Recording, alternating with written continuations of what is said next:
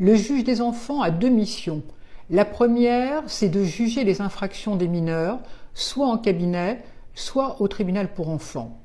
Sa deuxième mission est de protéger les mineurs. Mais de les protéger de quoi et de qui? Tout le problème est là.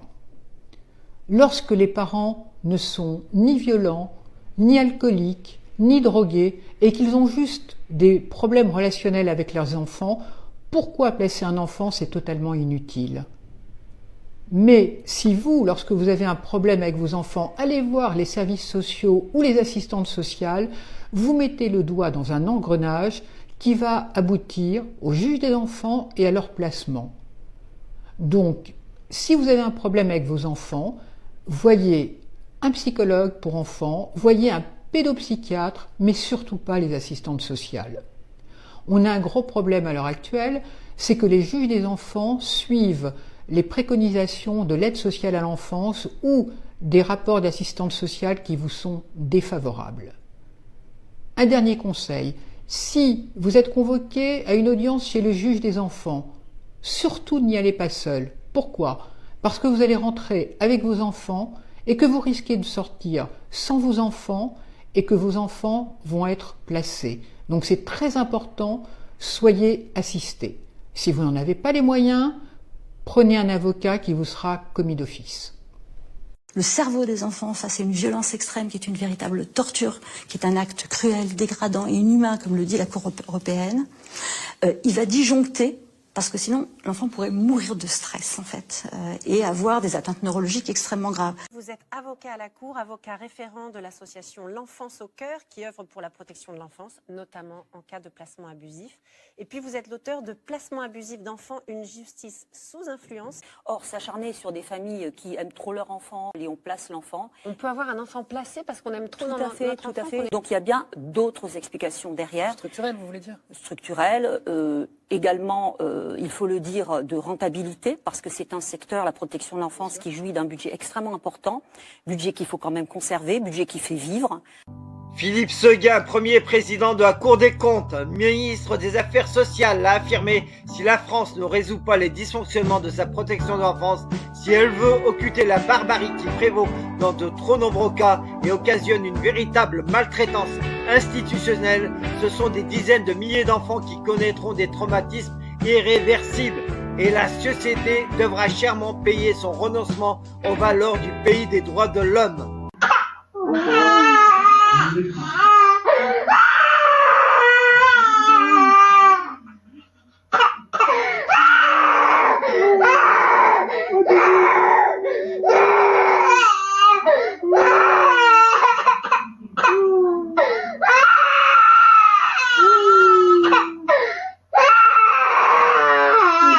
Najma, est-ce que tu viens avec moi? Bah ouais, non, t'as pas envie. Tu dis au revoir à maman? Non, elle veut pas. Papa? Elle veut pas dire au revoir à maman. Elle veut pas partir avec les gens. Elle veut pas partir avec les gens. Non.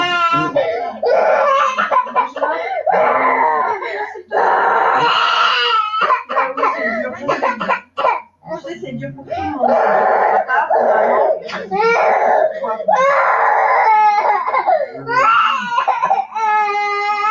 Alors, vous montrez sur les médias comment on arrache les enfants. Je suis avec vous aidez pas là. Ah, si, regardez, je fais rien pour la retenir, hein. C'est bien même qu'elle arrache. C'est bien même, elle a voulu tout à l'heure, monsieur a voulu apprendre. Regardez comment elle s'accroche. C'est pas bon. C'est dans ton tout bon. Et puis on peut quelqu'un. Pour stopper les crimes contre les enfants, demandons les audits externes de l'aide sociale à l'enfance et de tous les dossiers de magistrats impliqués dans des séquestrations illégales qualifiées de placement. Pour faire cela et le plus grand défilé anti-pédo du monde, inscrivez-vous à criminalix@outlook.fr ou au 06 03 94 76 41. La pieuvre pédo sera ainsi démantelée. Merci à vous. Regarde, maman va faire une vidéo, mon cœur. Je vais montrer à tout le monde. Je vais montrer à tout le monde comment ça se passe. Voilà. Voilà la décision. Voilà la décision du juge aujourd'hui. Voilà. La décision du juge aujourd'hui, c'est de placer mon enfant, de laisser mon enfant en foyer jusqu'au mois de mai. Regardez l'état de mon fils. Regardez bien l'état de mon fils. Voilà. Là, je suis en direct du tribunal avec mon enfant. Regardez bien. Regardez bien. La juge a rendu son verdict. Mon fils est placé en foyer jusqu'au mois de mai. Mon fils est placé en foyer jusqu'au mois de mai. Et j'ai juste un droit de visite par semaine. Un droit de visite par semaine. Un putain de droit de visite par semaine. Pas d'appel avec mon fils, rien du tout. Regardez. Regardez mon fils dans l'état qu'il est. Regardez. Il veut même pas me lâcher. Regardez dans l'état qu'il est. Regardez. Voilà. Et on m'accuse d'être une manipulatrice. Voilà. Regardez mon fils. Regardez mon fils. Madame. Voilà. Vous avez vu? Vous voyez un peu la justice française? Regardez bien la justice française. Les gens qui réfléchissent ou qui donnent les ordres pour que l'aide sociale à l'enfance puisse avancer dans les meilleures conditions possibles. Exemple, les élus municipaux. Exemple, les élus départementaux. Car en règle générale, l'ASE dépend du département. Il y a des élus départementaux, ils ne font pas leur travail. Ils ne dénoncent pas les incohérences ou du moins les dysfonctionnements de l'aide sociale à l'enfance. Et ce n'est pas normal. Exemple, les responsables associatifs qui ont des associations qui ont pour but d'accompagner les personnes placées par l'aide sociale à l'enfance et qui font du business sur de la misère humaine. Car il ne faut pas oublier qu'un enfant en très grande difficulté, exactement ils disent en TGD, un enfant en TGD coûte exactement 1090 € par jour à l'État. Allez vérifier. Vous allez vérifier. Un enfant en TGD, c'est-à-dire en très grande difficulté, coûte exactement 1090 € par jour. Je vous promets, donnez les 1090 € à une maman qui a un enfant à qui elle n'arrive pas à s'en occuper, vous allez voir qu'en un an, elle va très bien s'en occuper. Comment ça se fait on arrache des enfants à leur famille? En règle générale, qu'est-ce qu'ils font? Ils n'arrivent pas à bien s'occuper de leur enfant, c'est toute une histoire qui est de finances. Mais on donne ça à une association, et à cette association-là, on leur donne 1090 € par jour. On avait fait un calcul sur 5 enfants, ça faisait, je crois, 160 000 € par mois. Vous vous rendez compte? Vous avez 5 enfants en TGD de votre association, vous pouvez toucher 160 000 € par mois. Ok, vous avez les charges que vous voulez, mais c'est énorme. C'est une grosse somme. Mais cet argent-là, c'est nous, on la paye avec nos impôts. Bien sûr, je dis vrai, Abdelrahman. Heureusement, je dis vrai. On s'est renseigné. Le monde ne sera pas détruit par ceux qui font le mal, mais par ceux qui les regardent sans rien faire. Albert Einstein. Tous les êtres humains trébuchent un jour sur la vérité. La plupart se relèvent rapidement, secouent leurs vêtements et retournent à leurs préoccupations comme si de rien n'était. Winston Churchill. Ceux qui ne sont pas avec nous, enfants et anti-pédocriminels, sont contre nous.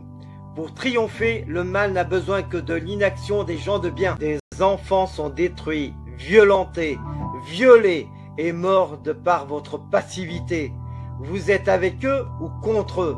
Pour les pédos ou anti-pédos? Les terroristes comme Mera, les frères Kouachi, Nemouche, etc., les délinquants, violeurs d'aujourd'hui, de demain, sont aussi les fruits de la pieuvre via l'aide sociale à l'enfance. Des centaines de milliards d'euros ont alimenté les pédocriminels de l'aide sociale à l'enfance et complices. Et ça continue avec vos impôts. Les audiences concernant des enfants innocents se font dans des huis clos sans public. Les enregistrements vidéo ou sonores y sont interdits. Pourquoi? Les dossiers sont inaccessibles aux enfants ou à leurs parents qui les défendent. Pourquoi cette opacité? Pourquoi cette injustice de la justice pour des enfants innocents qui les pousse à être violés, violentés et à la mort? Les impliqués, magistrats, membres de l'aide sociale à l'enfance, etc. dans les dossiers d'enfants innocents ne veulent pas remplir des attestations sur l'honneur dans l'intérêt des enfants en lesquels ils certifient ne pas transgresser les lois, donc respecter les lois. Pourquoi refusent-ils de confirmer leurs actes? Si la pieuvre agite impunément depuis une quarantaine d'années, cela est dû à l'absence de médiatisation et à la désinformation qui fait que les médias ou politiques qui ont évoqué le sujet parlent de dysfonctionnement de l'aide sociale à l'enfance, soit trouble dans le fonctionnement, ce qui est mensonger. Un dysfonctionnement rénal ou d'appareil est traité et réparé dans les heures, jours qui suivent. Pas laisser 40 années dans le même état. Les services publics sont au service du public. Tous les membres de services publics doivent être responsabilisés personnellement quand ils agissent pour faire sciemment envers les citoyens de France. Soutien à la COPRASP, Commission populaire de répression des abus de services publics, composée de citoyens de France sans lien avec les services publics. Soutenez la SPE, Société Protectrice des Enfants, sur Facebook et partagez-la. ainsi que la chaîne YouTube Criminolix résolument anti-pédocriminel.